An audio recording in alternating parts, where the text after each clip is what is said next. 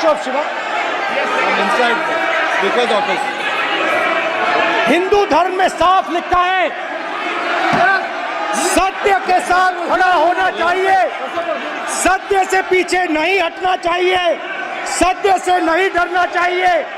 अहिंसा हमारा प्रतीक है। अभय मुद्रा,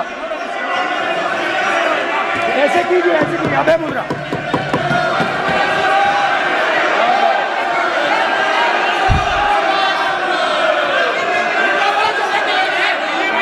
अब स्पीकर से कोई नहीं आएगा। Prime minister will not speak. Prime minister speaker की तरफ से कोई नहीं आएगा। This will happen here. Speaker If you are doing this, it will repeat again. भाई भाई भाई स्पीकर की तरफ से कोई नहीं आ रहा। माननीय ये आप बात समझिए, कोई नहीं बोल रहा। आप बात समझिए। ये इसलिए चिल्ला रहे हैं क्योंकि तीर जाके दिल में लगा है, दिल में जाके तीर लगा है, इसलिए ये चिल्ला रहे हैं। देखो चुप हो गए, देखिए स्पीकर साहब चुप हो गए सब।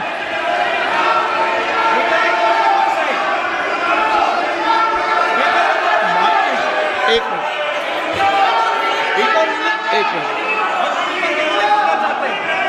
माननीय आप प्रतिपक्ष के नेता हैं, किसी की भावनाओं को ठेस नहीं पहुंचे, सर मुझे चर्चा बोलने में दीजिए। ध्यान रखना चाहिए।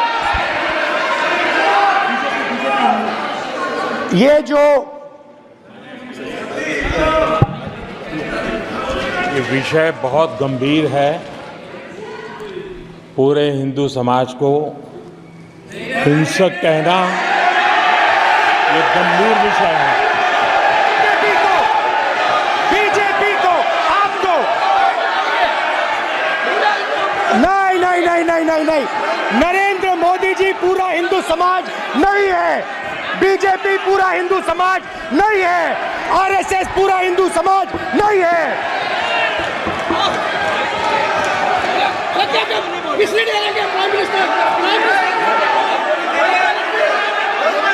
70 साल में अब उपाध्यक्ष जी हमने पाकिस्तान का इतना नाम नहीं लिया था जितना ये 6 सालों में ले रहे हैं।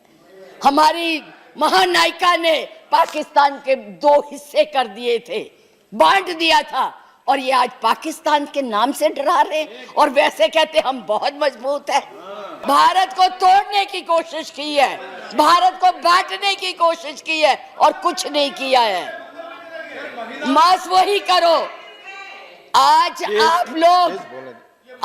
आप लोग इस देश को इस तरह से बांटना चाहते हैं, कुछ नहीं है। हर बात के लिए पाकिस्तान, हर बात के लिए पाकिस्तान। क्यों भाई, क्या है वो? आपका कुछ लगता है? हाँ, जरूर लाहौर में जरूर बिरयानी खाने गए थे, कांग्रेस नहीं खिलाती, बिना बुलाए गए थे, और आज बात करते हैं। अरे सबसे पहले तो आप ये वीडियो देखें, उसके बाद हम मजीद बात करते हैं। किसकी बात करते हैं? मैं ये कहना चाहूंगी कि इस भारत को मत तोड़िए। बड़ी मुश्किल से पटेल, नेहरू ने इकट्ठा किया है, आप तोड़ रहे हैं। आप नहीं कहते हैं, आप तोड़ रहे हैं, इसका विभाजन कर रहे हैं, लोगों को बांट रहे हैं। मैडम आप चेयर को एड्रेस करें, आपस में चर्चा ना करें। मैं उनको एड्रेस ही नहीं करती जी, मैं उनको समझती कुछ नहीं हूँ, वो है ही कुछ नहीं, जिनको बोलने की समझ नहीं है उनसे क्या बात करनी है। मैं तो ये कह रही हूँ कि इस देश को मत बांटिए, इस देश के टुकड़े मत कीजिए, नफरत मत फैलाइए। बहन जी चुप रहिए, अपनी बारी में बोल लेना जो बोलना होगा, अब चुप करके बैठी रहिए प्लीज। अब देश के टुकड़े मत कीजिए। आज जो हम इस स्थिति, आपका इसी सीए ने, आज जो आपका एक ही देश था, पाकिस्तान आपसे नाराज, चाइना आपको कुछ नहीं समझता, नेपाल भी आपसे खफा हो गया है, और बांग्लादेश था जिसको भी आपने इस सीएए से नाराज कर दिया है। आज वो भी सोच रहे, उसके 4 मंत्रियों ने अपना प्रोग्राम कैंसिल किया। एक उसमें कि इस देश में ऐसी बातें हो रही है। इतना ज्यादा आप कहते हैं कि यूरोपियन यूनियन को हक नहीं है बोलने का, प्रस्ताव लाने का, तो उनके एमपी क्यों ले आए थे? उनको कश्मीर क्यों ले गए थे? आपने खुद उनको इनवाइट किया है, आपने खुद इसको इंटरनेशनल बनाया है, आपने खुद इनको दूसरे लोगों को इसके ऊपर दखल देने के लिए बुलाया है। और उन्हें नहीं बुलाया जब तक हमारी सरकारें थी, किसी की हिम्मत नहीं पड़ती थी हमारे देश की तरफ देख ले। आप लोगों ने किया है ये सब, अपनी करतूतों को छुपाने के लिए उन लोगों की मदद ले रहे हैं। आपके पास कोई प्रोग्राम नहीं है, आपके पास कोई कार्यक्रम नहीं है, केवल एक कर्म है कि गोली से उड़ा दो जी, मार दो जी, खिला दो जी, यही आपकी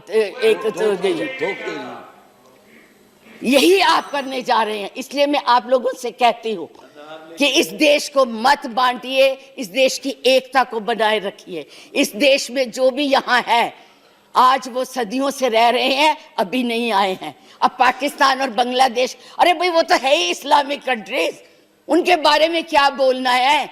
हम तो सेकुलर, हम तो धर्म को मानते हैं। किस धर्म की बात आप करते हैं? किस राम की बात करते हैं जिसने अपनी मर्यादा को रखने के लिए जनता की बातें सुनी थी? उस जनता की बात सुन के उसने सीता को वनवास भेज दिया, और आप लोग बात तक नहीं करना चाहते। किस राम राज्य की बात करते हैं? किसको पूछते हैं आप? मंदिर बनाइए, जरूर बनाइए, लेकिन उनके आदर्शों को भी मानिए, उनकी बताई हुई बातों को भी मानिए। सिर्फ केवल कहने से बात नहीं बनती है, ऊंचे ऊंचे भाषण देने से नहीं बात बनती है। इसलिए मैं यही कहूंगी, इस देश को मत बांटिए, एक रहने दीजिए, ये नफरत मत फैलाइए। ये आपके लिए भी और हमारे लिए भी बहुत धन्यवाद। 6 साल के बच्चों को भी नहीं आप तो छोड़ रहे, आप क्या करेंगे? आज कोई भी आपके प्रधानमंत्री के खिलाफ, आपके गृह मंत्री के खिलाफ, उनकी नीतियों के खिलाफ बोले, वो देशद्रोही हो गया है। उनको जेल में डाल दो, उनको पकड़ लो। इस तरह की भाषा ये एक भील जाति के लोगों ने महाराणा प्रताप का साथ दिया था, कहां थे तब? आज बात करते हैं देश को आजाद कराने के लिए अहिंसा का पाठ पढ़ाया। आप क्या जाने अहिंसा, जो लाठी लेके तो ट्रेनिंग देते हैं, आज लाठी की जगह बंदूक और रिवॉल्वर आ गए हैं। और हमने सिखाया आपको अहिंसा, आपने सिखाया है जनता को हिंसा, नफरत। पर बोले, इधर बोले, और चेयर को एड्रेस करें प्लीज। आप चेयर को एड्रेस करें। और आज तो मैं उपाध्यक्ष जी देशद्रोही की भी परिभाषा पूछना चाहती। क्या है देशद्रोही की परिभाषा? किसको देशद्रोही कहते हैं? मुझे याद है जब कम्युनिस्ट पार्टी ने भारत की आजादी को नहीं माना था, 4 साल के लिए बैन कर दी थी, लेकिन उनको देशद्रोही नहीं कहा था नेहरू ने। सरकार ने देशद्रोही नहीं कहा था। पंडित नेहरू के खिलाफ लोकसभा में वाजपेयी जी बोलते थे, उनको देशद्रोही नहीं कहा था। आज कोई भी आपके प्रधानमंत्री के खिलाफ, आपके गृह मंत्री के खिलाफ, उनकी नीतियों के खिलाफ बोले, वो देशद्रोही हो गया है। उनको जेल में डाल दो, उनको पकड़ लो। 6 साल के बच्चों को भी नहीं आप तो छोड़ रहे, आप क्या करेंगे? आपके पास ना तो कोई कार्यक्रम है, ना आपके पास भारत के लिए कोई नया सोच है, कुछ नहीं है। केवल एक सोच है कि कैसे इस देश को तोड़ा जाए। बीजेपी पूरा हिंदू समाज नहीं है, आरएसएस पूरा हिंदू समाज नहीं है। नाज़रीन, आपको बताते चले कि भारत और पाकिस्तान के दरमियान जंग का खतरा बदस्तूर मौजूद है, बल्कि बदतरीन खतरा मौजूद है, क्योंकि नाज़रीन इकराम, भारत को जो चोट लगाई है पाकिस्तान की आर्मी ने, मोदी जो है वो शर्मा रहा है, उसको सर छिपाने के लिए जगह नहीं मिल रही। और जो इंटरनेशनली भारत का नुकसान कर दिया है पाकिस्तान की आर्मी ने, नाज़रीन इकराम, मोदी अपनी हजीमत को छिपाने के लिए कोई ना कोई शरारत जरूर कर सकता है। नाज़रीन इकराम, जो डॉक्यूमेंट इंटरनेशनली शेयर हुए हैं उनके मुताबिक ना सिर्फ भारत की बदतरीन जो है वो पाकिस्तान ने अक्कड़ निकाल के रख दी है, बल्कि इसके साथ साथ फ्रांस के राइफल तैयारों का पाकिस्तान ने कुछ चूबन निकाल कर रख दिया है। इसके साथ साथ इसराइली ड्रोन्स को भी नाज़रीन इकराम मलिया मिट करके रख दिया है। और यही नहीं नाज़रीन इकराम, रूस का S-400 सिस्टम, डिफेंस सिस्टम जो है उसको भी पाकिस्तान ने चकनाचूर करके रख दिया है, जिसकी वजह से नाज़रीन इकराम हामिद मीर के बकौल मोदी जो है इस वक्त प्रेशर में है और वो किसी भी किस्म का मिस एडवेंचर कर सकता है। इसलिए आप मेंटली तौर पर रेडी रहें कि हिंदुस्तान जो है नाज़रीन इकराम वो फ्यूचर में करीब में कुछ ना कुछ जरूर गड़बड़ कर सकता है, क्योंकि अगर मोदी इस वक्त नहीं करता ऐसा तो फिर नाज़रीन इकराम मोदी की अपने मुल्क में उसकी जो पॉपुलैरिटी है वो नीचे गिर जाएगी। तो इसलिए नाज़रीन इकराम मोदी जो है अपनी हजीमत को मिटाने के लिए, अपनी जो बेइज्जती हुई है पाकिस्तान की आर्मी से उसको मिटाने के लिए नाज़रीन इकराम वो कोई ना कोई जरूर पाकिस्तान के साथ छेड़खानी कर सकता है।